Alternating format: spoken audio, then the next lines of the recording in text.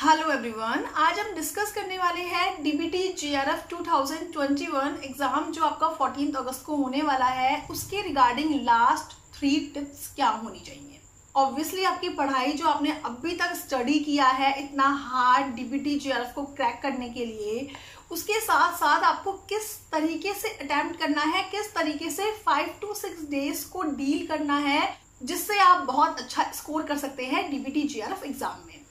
सो आप एंड तक इस वीडियो को देखिएगा। 3 टिप्स हैं आपके लिए एंड में जो आपके लिए बहुत इफेक्टिव होने वाली है। सो फर्स्ट टिप तो आती है हमारी न्यूमेरिकल्स के रिगार्डिंग। आपने अभी तक जितने भी न्यूमेरिकल्स सॉल्व किए हैं डीबीटी जेआरएफ के लिए, या आप जिस भी न्यूमेरिकल्स का कॉन्सेप्ट आपने समझा है, प्रीवियस ईयर क्वेश्चंस लगाए हैं आपने डीबीटी जेआरएफ के न्यूमेरिकल्स के, सो न्यूमेरिकल पोर्शन में बायो वाले स्टूडेंट्स को हमेशा से ही प्रॉब्लम रहती है। सो बेस्ट ये होगा कि सबसे पहले आप 2 आवर्स आज ही 2 आवर्स निकालिए और अपना एक A4 शीट पे, ब्लैंक शीट पे उन सारे न्यूमेरिकल्स के फॉर्मूले नोट डाउन कीजिए। आपको सिंपल फॉर्मूले नोट डाउन करने हैं जो 15 मेन न्यूमेरिकल्स मैंने बताए हैं उन सब के, और जो आपने न्यूमेरिकल्स अब तक डीबीटी जेआरएफ के लिए प्रिपेयर किया है न्यूमेरिकल पोर्शन, उन सबको नोट डाउन कीजिए, सिर्फ फॉर्मूले। उससे क्या होगा, जो आपके 5 डेज है, इन 5 डेज में आप न्यूमेरिकल्स को अगेन एंड अगेन रिवाइज कर पाएंगे।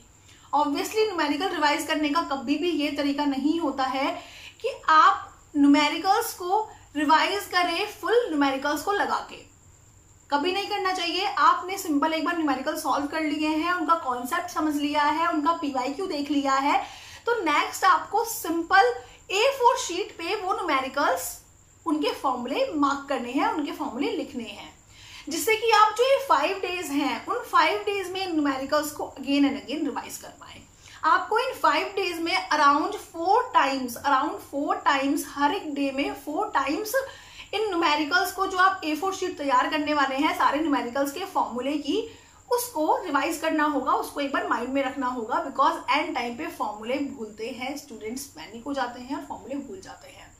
और आप लोग जानते हैं कि डीबीटी में फॉर्मूले बेस्ड क्वेश्चन आते हैं, ऐसा कोई बहुत बड़ा रॉकेट साइंस नहीं आता है कि फॉर्मूले से डिफरेंट फॉर्मूला ड्राइव करने को आ गया या कुछ और आ गया। सिंपल फॉर्मूले बेस्ड क्वेश्चन आते हैं, कॉन्सेप्ट आप समझ चुके हो, नॉर्मल फॉर्मूले को एक A4 शीट पे नोट डाउन कर लीजिए, जिससे कि आप रिवाइज करने में बहुत ईजी रहे और आप एग्जाम से सुबह भी एक बार उन फॉर्मूलों को रिवाइज कर लें। तो सबसे फर्स्ट जो आपकी टिप है वो तो यही है कि आप एक पेपर पे अपने फॉर्मूले नोट डाउन कीजिए। फिर फॉर्मूलों में एक बात और आती है, न्यूमेरिकल पोर्शन में एक बात और आती है, कुछ ऐसे न्यूमेरिकल पोर्शन होंगे जिनका कॉन्सेप्ट माइट भी आपको समझ में ना आया हो, बट उनका फॉर्मूला आपको पता हो, तो उसको भी नोट डाउन कीजिए। क्योंकि ये मेरा खुद का एक्सपीरियंस रहा है कि क्या होता है, जैसे 2018 के पेपर की बात करें तो उसमें बहुत सारे क्वेश्चंस हैं जो बहुत सिंपल ट्रिक से सॉल्व होने वाले क्वेश्चंस हैं, ज्यादा ट्रिक नहीं है उसमें। इफ हमें एक फॉर्मूला पता हो तो हम सॉल्व कर सकते हैं। तो इफ आपको किसी का कॉन्सेप्ट नहीं भी पता है और आपको उसका फॉर्मूला पता है, आपने देखा है कहीं पे गूगल पे, या आपको एक बार बुक्स को रीड करते वक्त माइंड में आया है, तो आप वहां से उस क्वेश्चन को सॉल्व कर जाओगे। उस वक्त आपको सिंपल वैल्यूज लगानी होगी, आप सॉल्व कर जाओगे। तो सबसे मेन चीज जो आपको ये 5 डेज के लिए करनी है अच्छी प्रिपरेशन के लिए, वो आपको सबसे पहले A4 शीट पे फॉर्मूले नोट डाउन कर लीजिए, और आपको जहां भी घर में मिलता है, जहां आप बार बार देखते रहते हो, जिस रूम में आप रहते हो, वहां पे आप स्टिक कर लीजिए, उसको पेस्ट कर लीजिए उसको, तो आप उसको बार बार देखोगे। अराउंड आपको पर डे 5 to 6 टाइम्स वो आप देखिए इन फॉर्मूलेस को। एंड टाइम पे बहुत ज्यादा जब आप न्यूमेरिकल सॉल्व करने बैठोगे, वहां पे न्यूमेरिकल पोर्शन आएगा, आपको बहुत इफेक्टिव होगी ये स्ट्रेटेजी। आप मुझे आके थैंक यू बोलिएगा, आपको सीरियसली ये स्ट्रेटेजी बहुत इफेक्टिव होने वाली है। सेकेंड जो मेन टिप आती है, फर्स्ट टिप हमारी न्यूमेरिकल्स को लेके हो चुकी है, सेकेंड जो मेन टिप आती है वो आती है रिवीजन। अब आपको इन 5 डेज में कुछ भी न्यू पिक नहीं करना है, कुछ भी न्यू पिक करने की गलती मत कीजिएगा। आपको सिंपल रिवीजन स्टार्ट करना है, और रिवीजन इतना करना है बहुत ज्यादा, मीन्स आप फुल डे रिवाइज कीजिए चीजों को जिसका आपको लगता है कि हम एक बार रिवीजन कर चुके हैं, स्टिल उसका 2 to 3 टाइम्स रिवीजन कीजिए। अराउंड आपका हर सब्जेक्ट का रिवीजन 4 to 5 टाइम्स होना चाहिए, जिससे कि वहां इंफॉर्मेशन जैसे ही आए पार्ट बी में, पार्ट ए में, तो आप एकदम से क्लिक करें कि नहीं इसका यही आंसर है, दूसरा आंसर हो ही नहीं सकता। क्योंकि टाइम शॉर्टेज हो जाएगा इफ आप अभी से इतना ज़्यादा चीज़ों को माइंड में नहीं रखेंगे।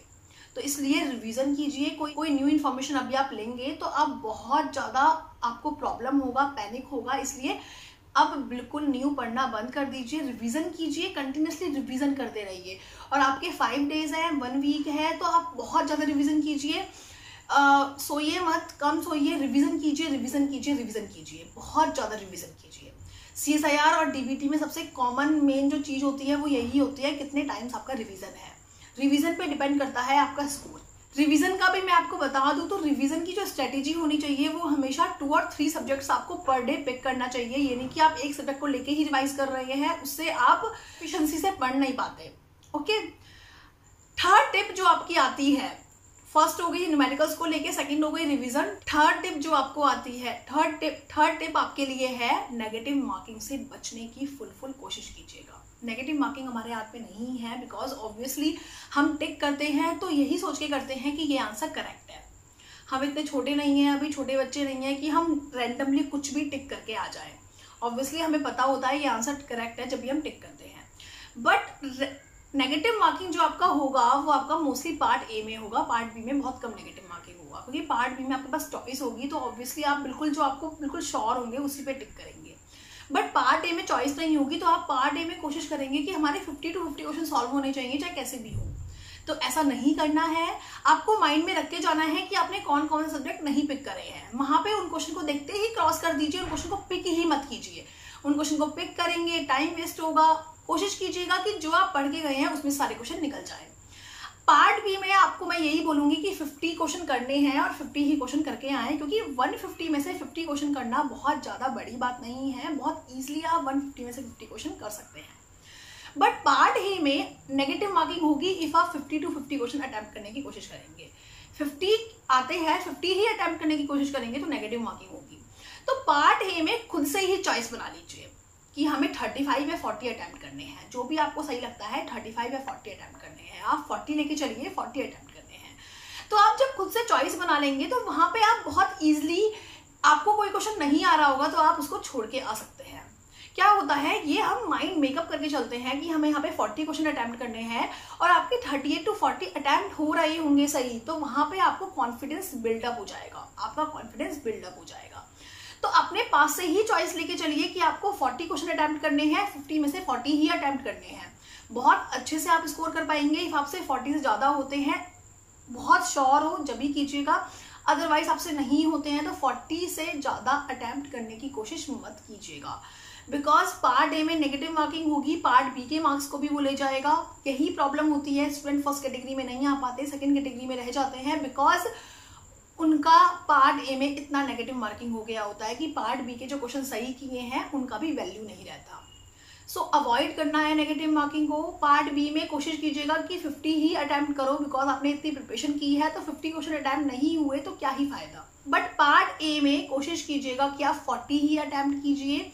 इफ आपको कोई क्वेश्चन नहीं आ रहा है छोड़ दीजिए, उस क्वेश्चन को छोड़ना ज्यादा बेटर होगा गलत अटेम्प्ट, गलत मार्क करने से अच्छा। रॉन्ग मार्क करोगे, आपका जो आपने मार्क्स गेन किए हैं उसमें से मार्क्स जाएंगे और कुछ नहीं होने वाला। इसलिए कोशिश कीजिएगा कि पार्ट ए में आपको जितना आता है उतना ही अटेम्प्ट करें। इतना भी नहीं कि आप 5 to 10 क्वेश्चन करके आ रहे हैं, अराउंड 35 to 40 का टारगेट लेके चले, 35 to 40 क्वेश्चन अटेम्प्ट करें। बट अपने माइंड को मेकअप करके चले कि हम कितना ही स्टडी कर लिया हमने, कितना ही स्टडी कर लिया हमने, हमें 40 क्वेश्चन अटेम्प्ट करने हैं। अभी से माइंड मेकअप करके चलेंगे 40 क्वेश्चन अटेम्प्ट करने का, वहां जाके 40 क्वेश्चन बहुत इजीली चूज कर लेंगे और जो टाइम हमें मिलेगा उसमें हम 10 क्वेश्चन बहुत इजीली कर सकते हैं इफ हमें आते होंगे। अदरवाइज कुछ ना कुछ बाहर से आ ही जाता है, कुछ ना कुछ डिफरेंट आ ही जाता है, जिसकी वजह से हम क्वेश्चन अटेम्प्ट नहीं कर पाते। आप 50 लेके चलोगे, आप नहीं कर पाओगे 50 तो बहुत ज्यादा डिसअपॉइंटमेंट होगा। तो मैं आपको सजेशन दूंगी कि आप 40 का टारगेट लेके चलें, बहुत अच्छा रहेगा आपके लिए। पार्ट ए में नेगेटिव मार्किंग नहीं आएगा। और ये बात ध्यान रखिए, नेगेटिव मार्किंग इफ आपको कोई क्वेश्चन लगता है नहीं हो पाएगा तो छोड़ दीजिए और उन टॉपिक्स को एक बार माइंड में रख के जाइए जो आपने छोड़े हैं। लाइक आपने बायो इन्फो छोड़ा है या आपने कोई भी एनिमल फिजियोलॉजी छोड़ा है, तो उस क्वेश्चन को ज्यादा टाइम मत दीजिए। ये मत सोचिए कि ये क्वेश्चन सिंपल है, हम सॉल्व करके देख सकते हैं। आपने उस टॉपिक को छोड़ा है तो ऑब्वियसली उसका क्वेश्चन अटेम्प्ट करना थोड़ा मुश्किल होगा। तो इसलिए उस क्वेश्चन को मार्क कर दीजिए रिव्यू के लिए, बाद में उस क्वेश्चन को सॉल्व कीजिए, बट वहां पे उसके लिए टाइम वेस्ट मत कीजिए।